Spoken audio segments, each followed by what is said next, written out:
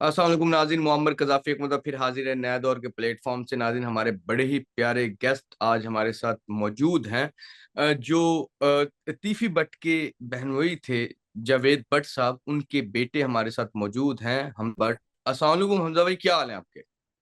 वालेकुम सलाम। नाज़रीन, जिस तरह के आपने देखा कि जिस तरह तीफी बट के साथ जो अलग जगह पर, लेकिन उससे पहले जो तीफी बट के बहनोई थे, जावेद बट साहब को, उनको कत्ल कर दिया गया था और नाहक कत्ल किया गया था, क्योंकि उनका इस गैंग वॉर और इन चीजों से दूर दूर तक कोई ताल्लुक नहीं था। आज उनके बेटे हमजा हमारे साथ मौजूद हैं। जिस तरह तीफी बट को मर्डर कह लें या पुलिस मुकाबला कह लें, वो कर कर बहुत से लोग कहते हैं कि शायद अमीर बिलाज को, लेकिन अगर दूसरी जावेद बट साहब, उनको फिर अभी तक इंसाफ नहीं मिला, ना नजर आता है। हमजा भाई, क्या वजह है, क्यों आपको अभी तक इंसाफ नहीं मिला जो आपके वालिद साहब का नाहक कत्ल किया गया था? सर, इंसाफ ना मिलने की वजह तो मुझसे मालूम नहीं है, मुझे मालूम नहीं है। बहरहाल इसी वजह से मुझे आके आवाज उठानी पड़ी कि जी हमें इंसाफ दिया जाए, और मेरी सीएम पंजाब मरियम साहिबा के आगे मैंने यही अपील की कि हमें इंसाफ मुहैया किया जाए, क्योंकि ऑलरेडी उसमें बहुत ज्यादा तगीर हो चुकी है। क्योंकि दिसंबर 2024 से 12 महीने, तकरीबन एक साल होने लगा है, उसका जो है अमीर फतेह, जो मेरे हम्म। फादर के केस में एफआईआर में नामजद है, उसका अभी तक अरेस्ट नहीं हुआ हुआ, और उसकी बेल एक साल के करीब होने लगा है, उसकी अदम पैरवी हम्म। में खारिज हुई। बिल्कुल। अच्छा सर, इसी सिलसिले में हमने देखा कि कुछ अरसे पहले अ, जो पंजाब पुलिस है, उन्होंने रेड की थी अमीर बिलाज के घर से, और कहा गया था कि उसमें शायद ये जो जावेद भट्ट साहब है, उनके जो नाहक कत्ल हुआ है उसके लिए हुई है। और उसमें यह भी कहा गया कि दो शूटर वहां से गिरफ्तार भी किए थे। तो क्या वो रेड इसीलिए हुई थी?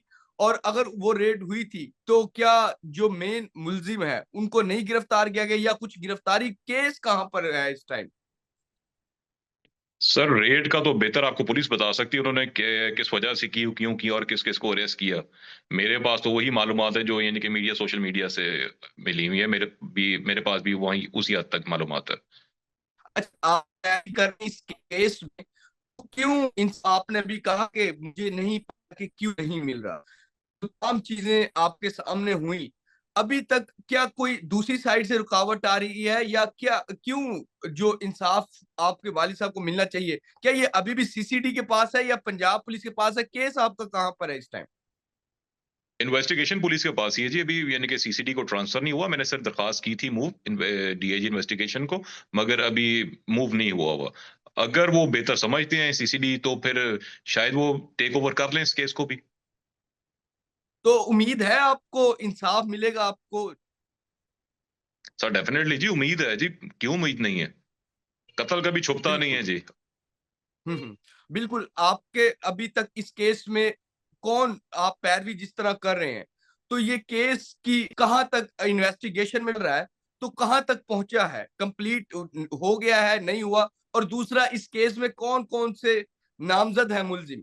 इसमें जो एफआईआर में नामजद जो है अमीर फतेह है, और साथ में एक उसके बाद इंकशाफात में आए, जो पुलिस ने इन्वेस्टिगेट किया उसमें नाम सामने आए, जिसमें काफी ज्यादा थे। मेन एक किरदार था आरिफ भट्टी, जो वो भी अभी तक गिरफ्तार, वो तो डे वन से ही नहीं हुआ गिरफ्तार, ना पेश हुआ ना गिरफ्तार हुआ। ठीक है। अमीर मूसब जो थे, क्या वो मौके पे मौजूद थे या उन्होंने सुपारी दी? आप किस तरह उसको नामजद कर रहे हैं? आप क्या समझते हैं कि वो किस तरह उसमें इन्वॉल्व थे, इस मर्डर में जो आपके वालिद साहब का हुआ है? अमीर मसहब जो था जी, वो मौके पे जो है अमीर फतेह था। अमीर मसहब का जो था यानी कि मेन प्लानर जो था वो था। ठीक है। ठीक है। तो मेन प्लानर आपने जिस तरह बताया कि दोनों भाई नामजद हो गए हैं, तो शूटर कौन था? शूटर जिसने आपके वालिद साहब को शूट किया और ये तमाम चीजें की? Sir, according to our FIR जो है उसमें यानी कि अमीर फतेह ही है जी। बाकी अमीर जितने भी इन्वेस्टिगेशन और पुलिस इन्वेस्टिगेशन और इंकशाफात का हिस्सा। ठीक है।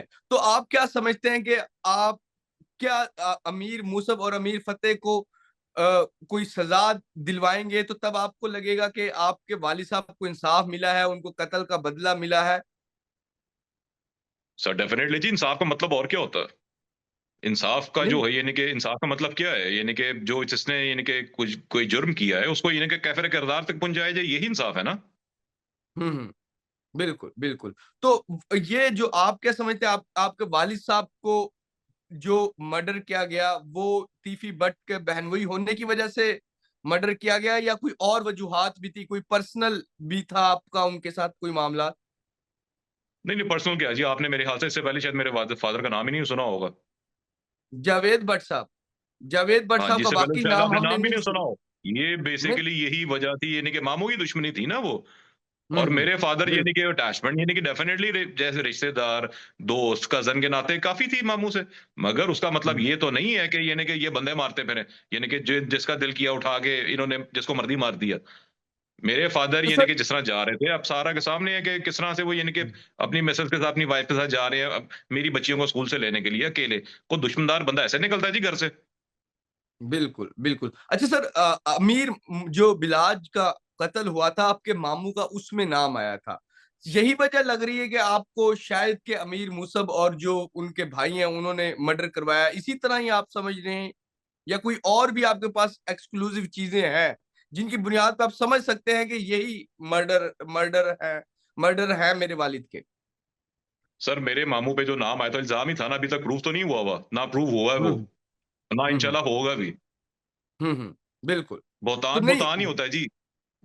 बिल्कुल, वही वजह बनी आपके वालिद साहब की? डेफिनिटली उन्होंने कोई इस तरह की इंतकामी को कार्रवाई करने की कोशिश की होगी ना। हुँ, इंतकाम ही हुँ। नज़र आ रहा है, और क्या नज़र आ रहा है? बेबसी और हुँ, हुँ। इंतकाम और बुज़दिली कि एक निहत्थे हुँ, शरीफ हुँ। मासूम इंसान को सॉफ्ट टारगेट उनको नज़र आ रहा था। उन जोगे नहीं होंगे जिनके साथ इनकी दुश्मनी थी, उन जोगे नहीं हुँ, होंगे। हुँ। हुँ, हुँ। बिल्कुल, बिल्कुल। जी, तो नाज़रीन हमारे साथ मौजूद थे। अच्छा, इसमें अगर आप कोई बात करना चाहें डिटेल, क्योंकि आप थोड़ा-सा ना, हम तो क्वेश्चन करते हैं, आप अपनी साइड को थोड़ी-सी डिटेल से बताते हैं कि ये चीज़ हुआ, इस तरह मामला हुआ। ठीक है? अगर नहीं, आप ऐसा थोड़ा-सा। कोई हाँ जी? कोई नहीं है, ऐसा ठीक है। इन आई थिंक सो ठीक है।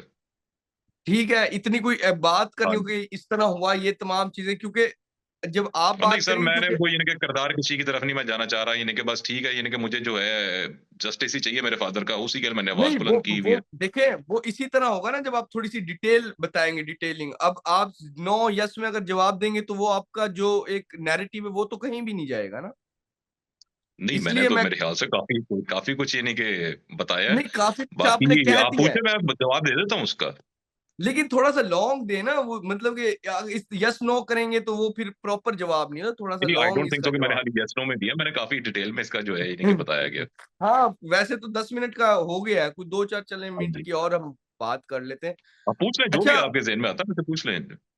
अच्छा हमजा भाई, जो जी, आपने एफआईआर आई थी इसकी, उसमें जी। जो फर्स्ट इन्वेस्टिगेशन जो आपने करवाई थी, उसमें क्या-क्या चीजें थी? क्या वो तमाम चीजें एफआईआर में आई थी और इस इन्वेस्टिगेशन में चल रही हैं जो आप चाहते थे, या कुछ लोग भी दरमियान में, जिस तरह मैंने दरमियान में सुना था कि जो गोगी भट्ट साहब हैं, उन्होंने बताया था कि एक डीएसपी साहब थे जब मेरी इन्वेस्टिगेशन हो रही थी, और उनके साथ उनके पुराने मामलात भी थे। कोई इस तरह का मामला हुआ है, या आपको प्रॉपर ठीक, आपका जो ये केस चल रहा है वो ठीक चल रहा है? Sir, investigation police investigation wing से मुझे कोई इतराज़ नहीं है, कोई इश्यू नहीं है उनसे। ठीक है, कोई एक आधी रिज़र्वेशन भी होगी तो उन्होंने दूर की है उसको जी। और दूसरा, क्यों होगी? क्योंकि जो यानी कि जितने भी यानी कि एफआईआर में नामज़द थे या एफआईआर में नामज़द किया गया हुँ। जिसे, और उसके अलावा जितनी गिरफ्तारियाँ हुई, उन्होंने उनको प्रॉपर्ली इन्वेस्टिगेट किया है और उन्होंने उनको जो है गिल्टी लिखा हुआ है बीच में अपनी इन्वेस्टिगेशन में, और मैं उनसे क्या उम्मीद कर सकता हूँ पुलिस से इससे ज़्यादा? बिल्कुल। अच्छा सर, रेड जब आप आपके वालिद साहब के लिए अमीर बिलाज के डेरे पे की थी, उस दिन मेरी क्राइम रिपोर्टर से बात हुई थी, जिसमें उन खुरम पाशा साहब भी हमारे बड़े सीनियर क्राइम रिपोर्टर, उन्होंने भी मुझे बताया था कि उस दिन जब रेड हुई थी तो हमें खुद बताया जा रहा था कि हम यहाँ पर रेड कर रहे हैं। तो क्या आपको भी पता था, क्योंकि कोई भी रेड वगैरह होती है, कुछ भी होता है तो जो लायकीन है उनको बताया जाता है, उनके साथ जाया जाता है, वहां से गिरफ्तारी होती है। तो इस तरह का मामला आपके साथ भी हुआ था, या बस खुद ही रेड हो गई थी वो वाली? नहीं, नहीं सर, मुझे रेट के बारे में मालूम नहीं था। मुझे तो यानी कि उसी तरह जो ज़रिए से पता चला जैसा मीडिया वगैरह से सबको पता चलता है। मुझे रेट का मालूम नहीं था। ठीक है। तो उससे बाद जब ये चीज़ें ओपन हुई, तो आपसे लोगों ने राब्ता भी किया होगा, कांटेक्ट भी किया होगा कि क्या आपके वालिद साहब का नाम आ रहा है कि उनके लिए ये रेड की गई थी। तो उस टाइम क्या आपने फिर बात की इदारों में, या के कोई अपडेट कुछ वहां से, क्योंकि मैं इसलिए पूछना चाह रहा हूँ कि वहां से 2 शूटर गिरफ्तार करने की खबर आई थी, तो उनमें क्या आपके वालिद साहब का शूटर मौजूद था या नहीं था? सर इस वक्त तक मेरे पास कोई इस तरह की जो है मुसद्दका खबर नहीं है कि कोई शूटर गिरफ्तार हुआ जो यानी कि मेरे फादर के उस केस में था मुलविस। ये हम्म। मेरे तक अभी तक कोई इस तरह की यानी कि मुसद्दका खबर नहीं है। ठीक है, ठीक है। जी, तो नाज़रीन, हमजा जावेद साहब हमारे साथ मौजूद थे और उनके वालिद साहब को जिस तरह नाहक कत्ल किया गया, उस हवाले से वो भी इंसाफ चाहते हैं, और सीएम पंजाब मरियम नवाज से भी उन्होंने दरख्वास्त भी की है, और वो ये भी चाहते हैं कि शायद जो उनका केस है वो सीसीडी के हवाले किया जाए, ताकि जल्द से जल्द जो उनके कातिल हैं उनको सरंजाम तक पहुंचाया जाए। फिलहाल के लिए नाज़रीन, नया दौर से मुअम्मर कजाफी को और हमजा को इजाजत दीजिए। खुदा हाफिज।